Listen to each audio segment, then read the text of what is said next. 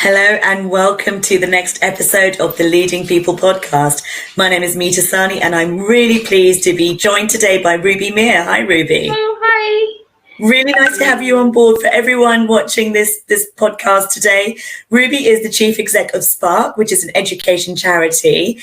And Ruby, you and I have got to know each other over the last few months, just learning about your journey, bringing great talent into the Spark organization. But tell me how you ended up as chief exec of this great charity. Sure. So my career started at Spark in 2011. We were actually called the Hounslow Education Business Partnership, but that got far too complicated to keep saying. So we rebranded to Spark, and I started in 2011 as just head of school services. So prior to that, I had a tremendous amount of passion for working with schools to develop young people's employability skills. So I spent many years in Richmond, working with Richmond schools, Richmond young people, looking at what the gaps are and how do we support young people through the transition from school to working life. Yeah. And then an opportunity came up at Spark to work in a wider remit. So Hounslow was a bigger borough looking at West London as a whole. So I wanted to widen my experience. So came in as head of school services to start to reshape the service, take best practice from Richmond, take my own experiences and develop some new opportunities. And then 3 years into that role, the previous chief exec stepped down and I was asked to step into his shoes, which was a great opportunity. And as daunting as it was at the time, it's just flourished from there. And we've gone from strength to strength as a charity, helping over 8,000 young people. Wow.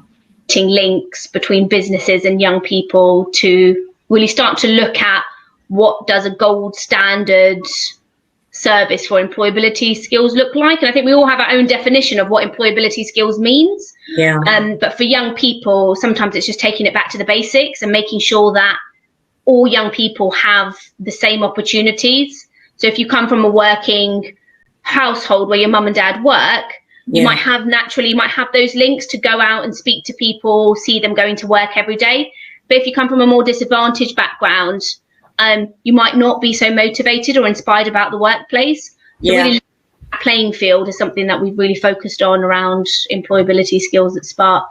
Well, that is so commendable. I know that when we first spoke and you explained to me what you do and how you add value back into the community, it brought goosebumps in, because we obviously as the main group attract talent into organizations. Yeah. But I know even from my own journey that sort of working out who I am is one thing, but what I wanted to do, education doesn't actually prepare you with the skill set to go and get a role. You've almost got to fumble along, and I was going to say it's a bit like being a parent, because I know you're about to have your first baby, and it's like there just isn't that guidance, or hasn't been for a long time. So hearing about you talk about employability skills, it's so powerful. How did you know? Because stepping into chief exec shoes are big shoes to fill. Tell me when in your upbringing, when in your life you knew that there was something about you that you knew you wanted to lead. That's a good question. I think a standout moment for me was when I applied for a Prince's Trust initiative.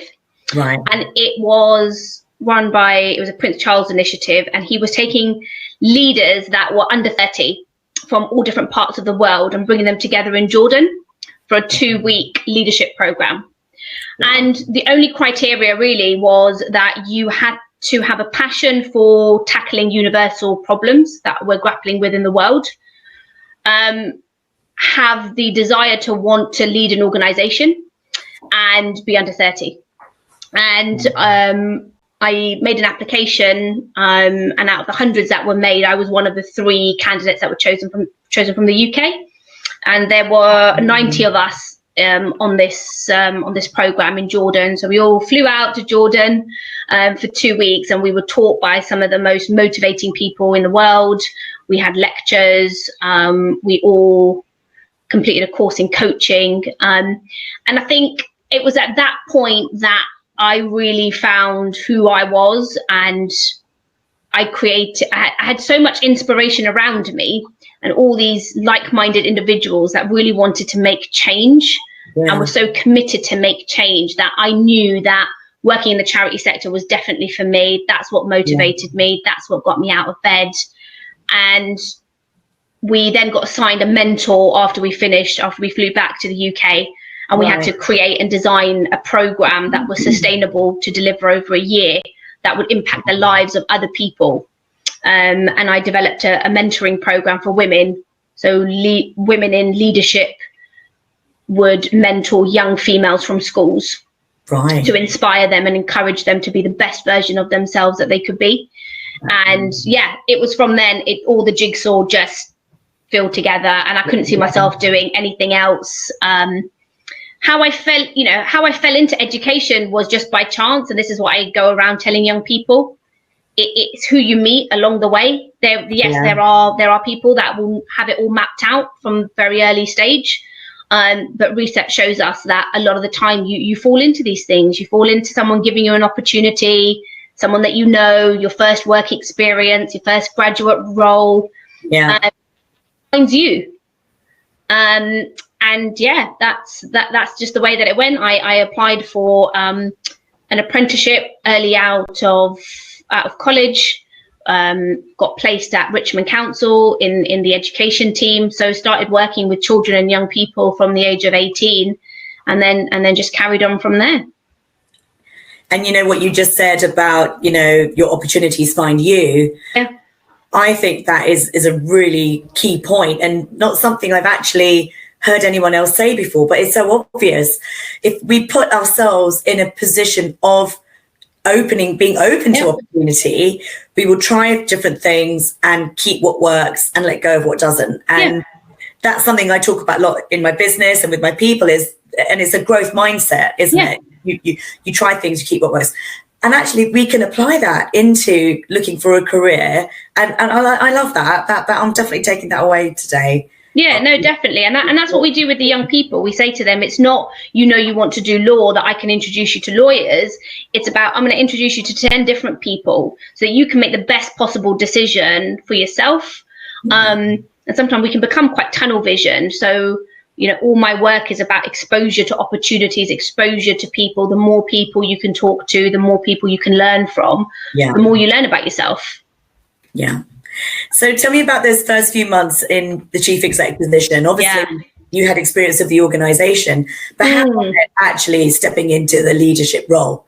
It definitely came with its challenges. I think I felt that I knew the operations of the organization down to a T, but that strategic mindset really took some time to build.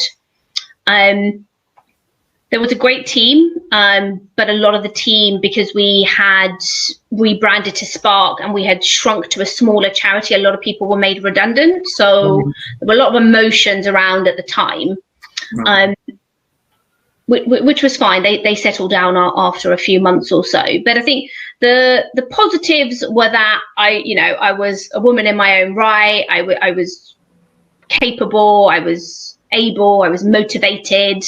I knew that I wanted to prove why I could run the organization.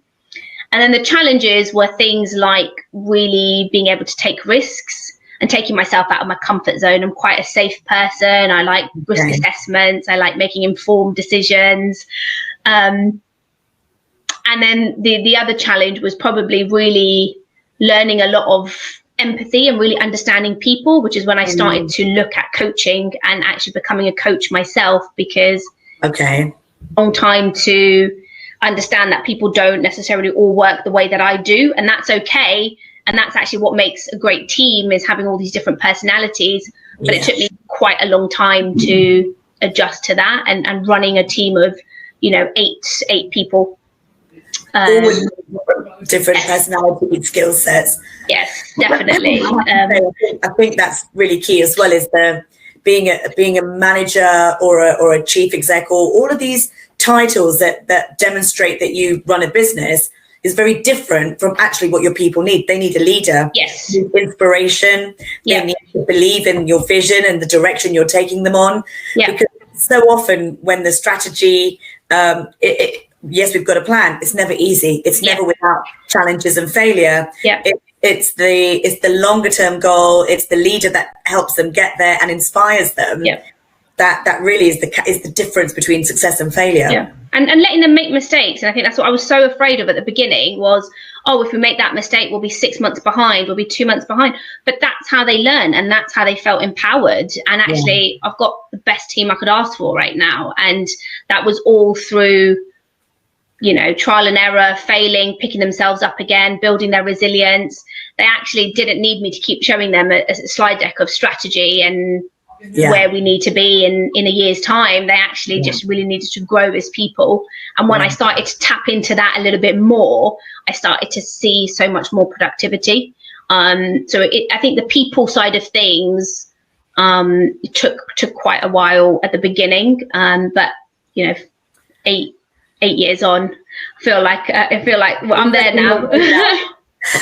And you're right. The employability skills that we talk about for younger people, you know, knowing oneself, it can be the first building block of a successful career, successful life. How do you see that in yourself and the people around you as you were growing up? Do you feel that that's evolved in the way people can evolve in that space now?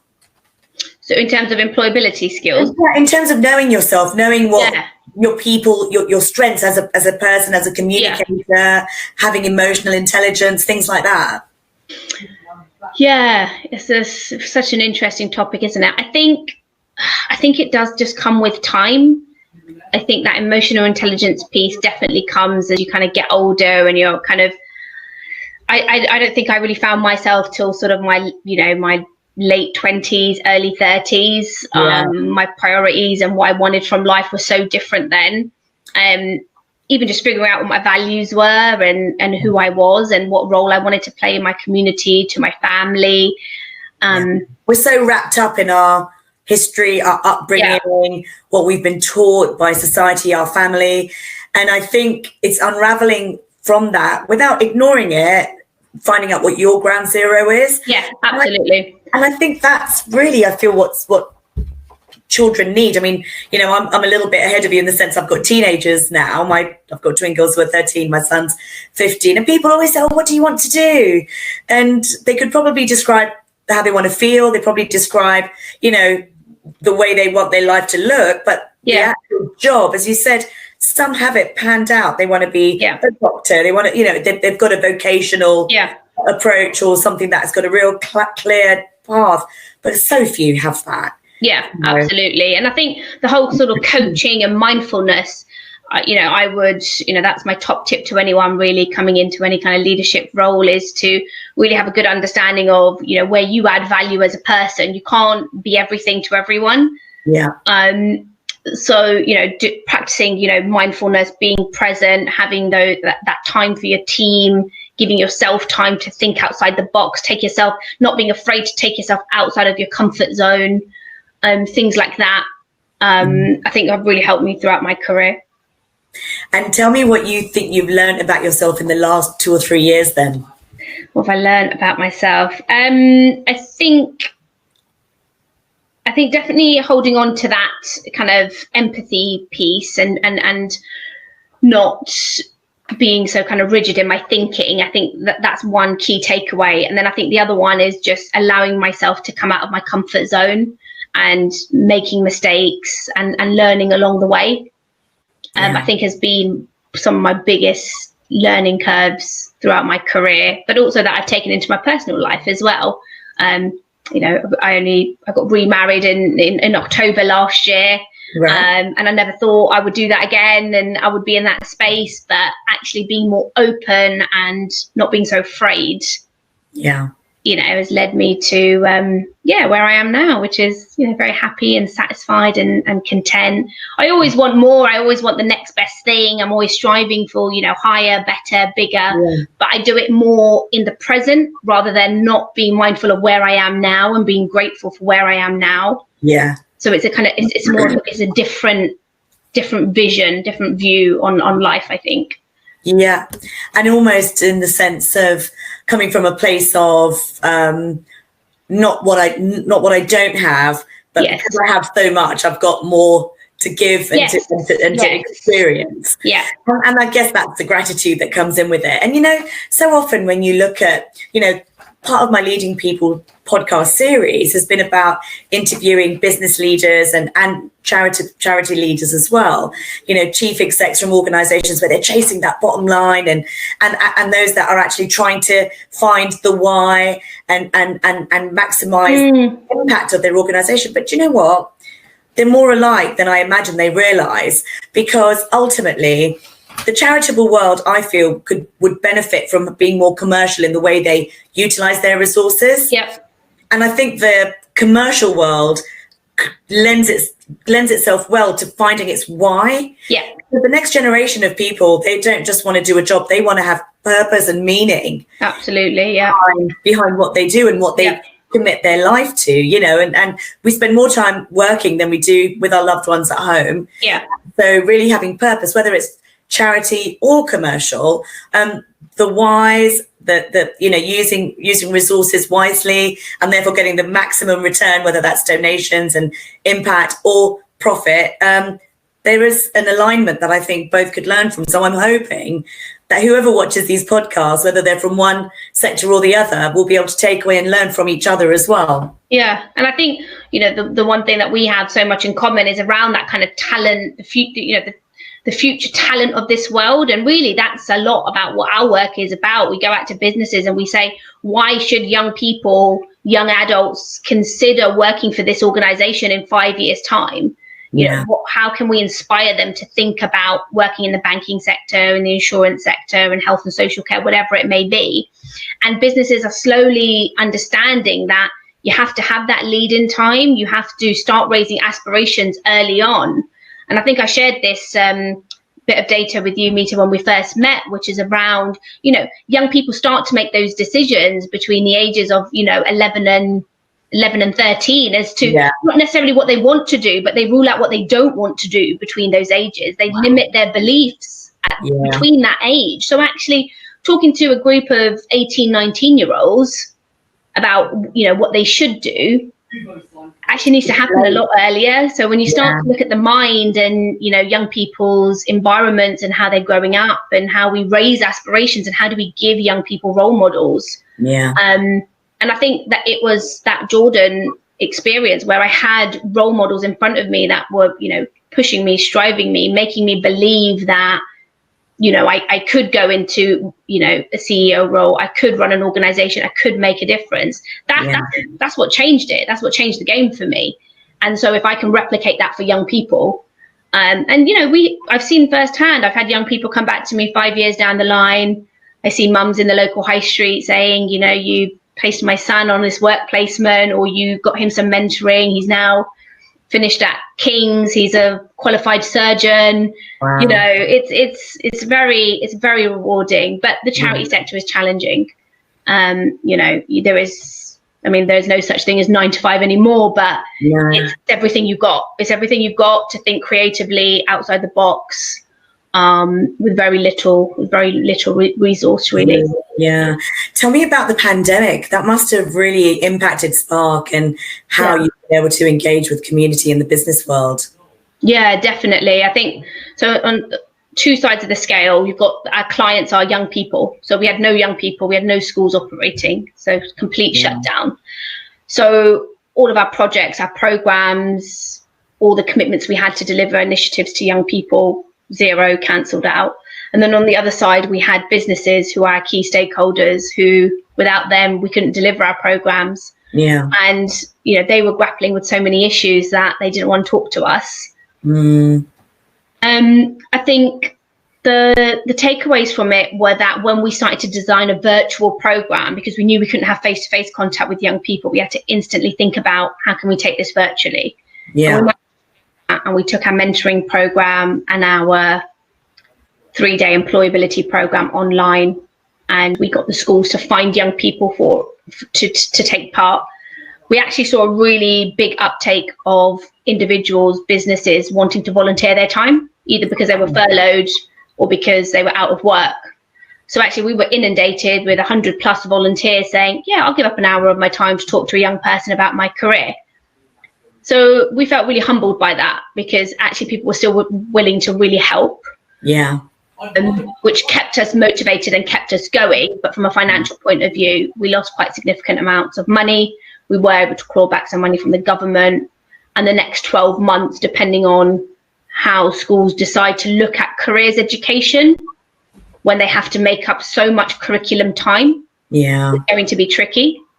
But we're reshaping our services now to say, okay, you know, we may not be offering our standard 5-day week placements, but here's a whole list of people that young people can Skype, FaceTime, talk, learn from. Even shadow remotely, you know, even have a screen on and watching what they do and get a feel for what they're achieving. I think we've got to be, as you said, so much creativity is needed in our roles. And as leaders, it's acknowledging the pressure and the responsibility, but also all of what you said about having mentors and having inspiration around you to know that you can lead your organization through this. May not be what we thought it was going to look like, but it will be another success, which will then bring that value back again. And I think this is when leaders are tested the most, aren't they? Yeah, absolutely. Yeah. Everyone can be a good time. Everyone can be a good time. When it's going well, everybody wants to know you. Everybody wants to know, you know, your impact, your data, your numbers, how well it's going. It's when it's going really bad, how you're able to pick yourself up, pick your organization up, think outside the box. So it's been interesting. And, you know, remotely, the team, we've all been working remotely. So half of the team were furloughed for a few months. They're now back on board. So everyone's back to work full time at the moment. Right. So we're just reshaping our services, looking at what from September will look like, trying to come up with ideas that will appeal to schools during such a difficult time for them. Yeah. And working a lot with parents as well, because, you know, at the end of the day, they're the young people's role models now. Very true. And it all comes from home life, and it all stems from, you know, how encouraging, you know, young people's home lives are. So we're doing a lot of work and research with parents to say, you know, what is it that your young person needs now? What does 2021 look like for your child in terms of careers? And a lot of it comes down just to confidence. They're just nervous. They don't know what's going to happen. The uncertainty. Yeah. So, dealing with that and not talking them through about not putting so much pressure on themselves. Yeah. I definitely, what you said, it always gives me goosebumps to think that young people have already made these huge, usually subconscious decisions between 11 and 13. So really, we need this sort of knowing yourself and career talk in junior schools, don't we? Even more so. Absolutely. And that's why there was such big talk about the government introducing careers education in primary schools. It's not compulsory, whereas it is compulsory in secondary education. But some of the programs that I've done in primary school, I'm yet to track that much impact over the years, because if you're working with year sixes, I haven't quite tracked them, you know, 5, 6, 7 years down the line. But I've done a few initiatives with primary schools, and just, you know, the way their eyes light up and them about jobs and how proud they can be of their own families and their own parents. Some know that they want to do mummy and daddy's job, some don't. So it's it definitely has to be a consistent feed of information, trying to put lots of careers education in when they're 15 years old in 1 year, and trying to do work experience, interview practice, trying to help them with their CVs. It's just it's you're not going to have the same level of impact if you kind of spoon feed them throughout the year. And it could just be as simple as introducing them to someone that they don't know. You know, that in itself can be employability skills, being able to shake someone's hand and look them in the eye and say your name. You know, if they can get that in year 8, then actually year 9, 10 and 11, they can do other things. The learning curve is a little less steep and more manageable. Well, I think it's the key to the future of our economy, our, you know, the marketplace, everything, the working world. It needs young people who are inspired to follow their dreams and to then give back to the organizations they choose to do that with. Definitely. You are going to have a baby in the next few months. Yes, I am. How does that change or not your mindset about and it might be too soon to ask, but since you're at that really key stage, I would love to ask you how you feel about your career as chief exec, how you feel about your, upcoming responsibilities, and has that changed anything for you in your thinking? Yeah, I think I'm trying not to map it out too much. Yeah. Just sticking to that whole theme of being open and receptive and not having everything planned out. But I think I'm still, it's my career is still very much the core, the core of me, part of my values, giving back to people. So I think I'll have to find things while I'm off work that still bring that energy to me, because I feel if I lose that, I won't have that same energy. So that's how I energize myself, is by giving back to people. So whether I do that by volunteering somewhere else a little bit of the time, then I think I will definitely need that for me from a kind of personal point of view. Yeah. And then from a careers perspective, I'm just completely open. Spark's going to be on this fantastic journey with the new leader coming on board. Yeah. I don't think it's going to look the same in 12 months time. I definitely will want to return to work, but whether that's at Spark or not, I don't know. My vision or my goals is to work for a national organization now, kind of take it one step up, and kind of lead direction on a national level. And be contributing to policies and compulsory education, and really drumming home that message about why careers education is so important. And as you said, that voice needs to be louder than ever at this time, with all the other challenges presented to schools and children. But I think you're right. Their eyes light up when they think about who they're going to be when they grow up. Not by necessarily role types, but by actual people who inspire them. Yeah, definitely. So it's going to be an open book for the next year or so. But really excited. Amazing. Well, Ruby, thank you so much for sharing your journey, the Spark journey, and opening up about the future, and just the lesson of just letting it flow and letting yourself catch up with it. I think is such great advice for anyone who's embarking on this next step with all the responsibilities of being a chief exec and now creating a family as well. That's really sound advice. Oh, amazing. Thank you so much. And for anyone listening and watching, if you want to talk to young people about your careers or your journey, then Spark are the people to contact to connect with your community, connect with young people, and it's a great way to spend an hour or so of your time. Absolutely. And I'm going to make sure that when we share this, we share that with our business community as well, and help as many young kids out there find the career of their dreams. Amazing. Thank you so much, everyone. Thanks, Meeta. Take care. To you. Take care. Bye for now. Bye.